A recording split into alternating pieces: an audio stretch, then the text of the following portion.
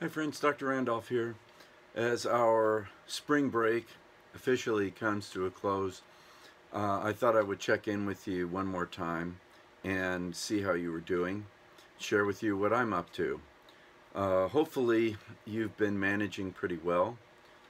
I had a chance to walk and talk with my youngest daughter, who is a senior at Michigan, and learned from her what her experience of online or remote learning has been. And it is a mixed bag, to say the least. So I want to see what I can learn from her and learn from you. So I'm going to depend on you to contact me and to share your thoughts. I'm going to be using Flipgrid, and I'll probably be using some SurveyMonkey as well to try and help figure out what it is you need. Because what my daughter reports is that the the disappointment of losing so many things so remarkably in such a surreal way has really been difficult and has hurt esprit de corps. So I want to do what I can to help you out while at the same time fulfilling my duties and obligations to the school. So I'm going to try and do that as we move forward in all of the classes. Well, to let you know what I've been up to, um, I have been trying to prepare, of course, for the remote learning thing. I've enjoyed it, actually. As you know, this is something that I do every year. I like doing e-classes. I like working asynchronously. It reminds me of the work that I did in graduate school, which was some of my favorite work. And we have digital ways of staying connected. So it's not as good as the real life tangible thing, but it's something, and it's not half bad, I think. So we'll make the best of it. I know we will.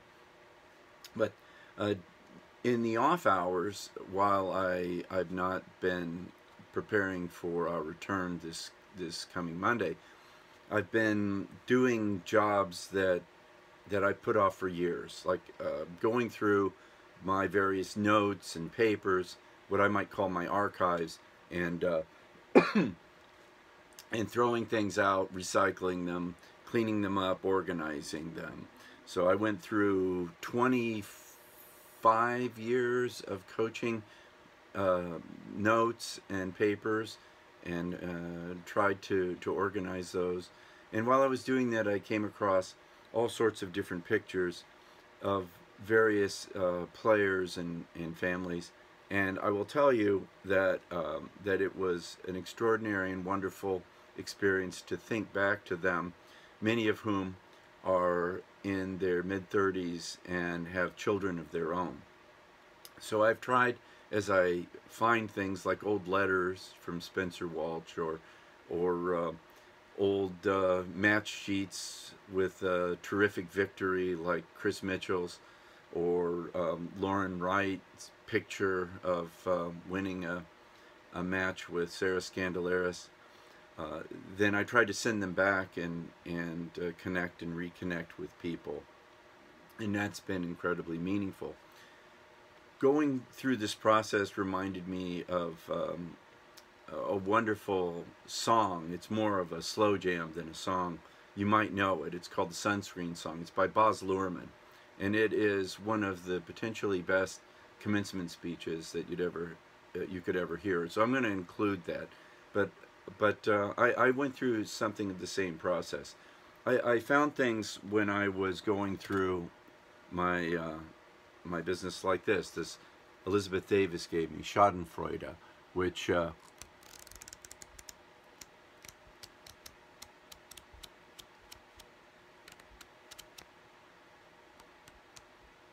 lovely little flip book. And I hadn't seen that in years, so I used that to reconnect with Elizabeth and found out that she's moving back to Michigan from Connecticut. Wonderful. She was a ninth grader my first year at Green Hills and was on my tennis team, and I had taught her at Chippewa when she was just a wee lass, just a 10, 12-year-old. So that was quite nice. I decided also that I was going to throw some things out. papers and whatnot that involved conflict and unhappiness. And I asked myself, why do I keep these things? What are the purpose of these things? Why keep them around? And so I embarked on this process of throwing out stuff that I worry about and keeping things that make me happy, like Elizabeth Schadenfreude book. And I found all sorts of wonderful things going through this process, like I don't know, $20 gift certificate for a book. Thank you, whoever gave it to me. I wouldn't have known that it existed if I hadn't have gone through this process. I also found a $25 gift card from Starbucks and a thank you card from years ago. Thank you, whomever. I hope you don't mind, but I pass it on to my mail carrier, who has to be out there every day, taking a chance that he is going to catch the virus. So I'd like to think that I paid it forward, and that whoever gave it to me paid it forward as well. I like to keep certain things, like I've decided I'm going to keep these. Some of you know what these are. They're worry beads. I bought these the week before I got married in Greece and have kept them ever since.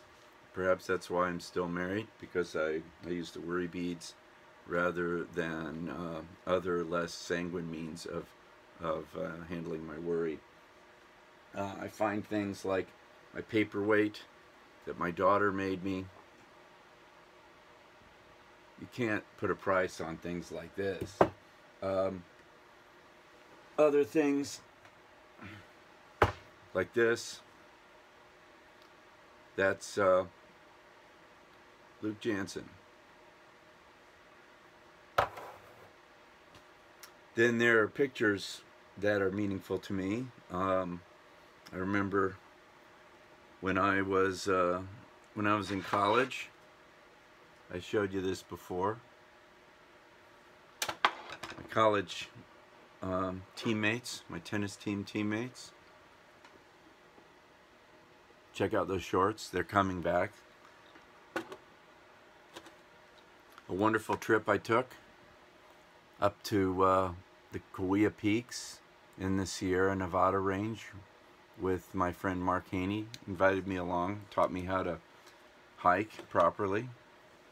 But then when I went abroad, I had this wonderful class who were brilliant. I met a wonderful family, the Moss family, my colleague Chris Moss. And back in 1980, I took these guys to practice baseball, to teach them how to play baseball. When I was in college, I played a lot of basketball. And this was our Macker team, the Bookman. Still proud of our efforts. They're still connected.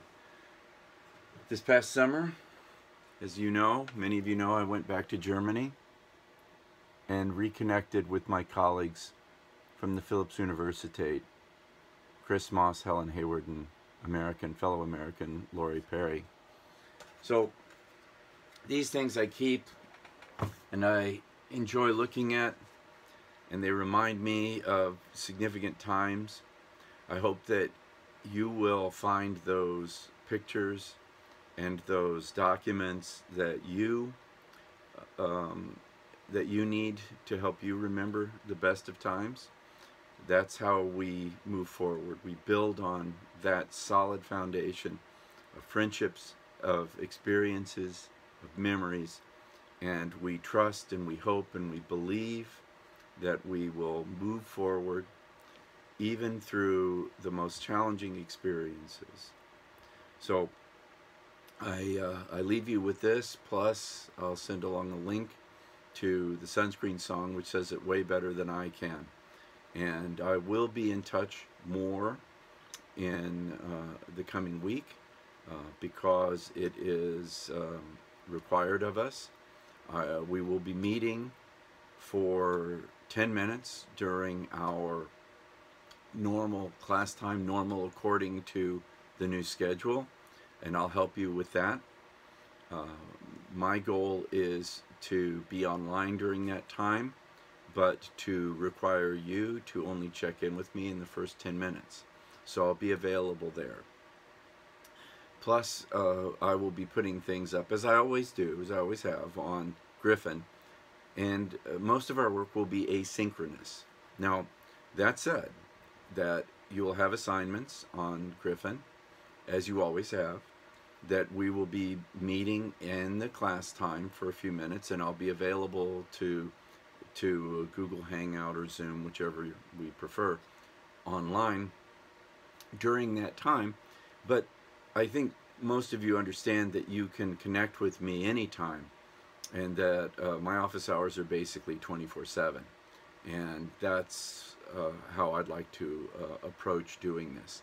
So I want to be here as you need me. I don't want to be obtrusive.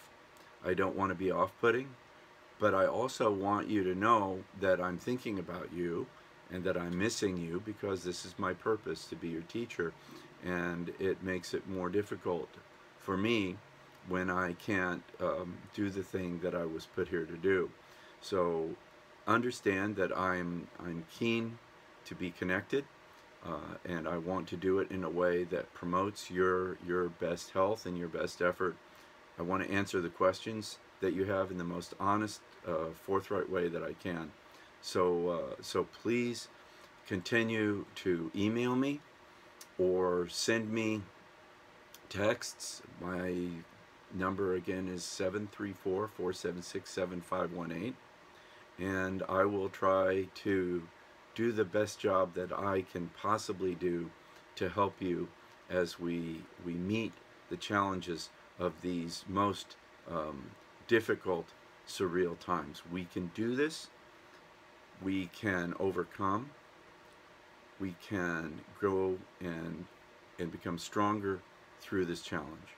So peace be with you. I look forward to connecting with you again real soon.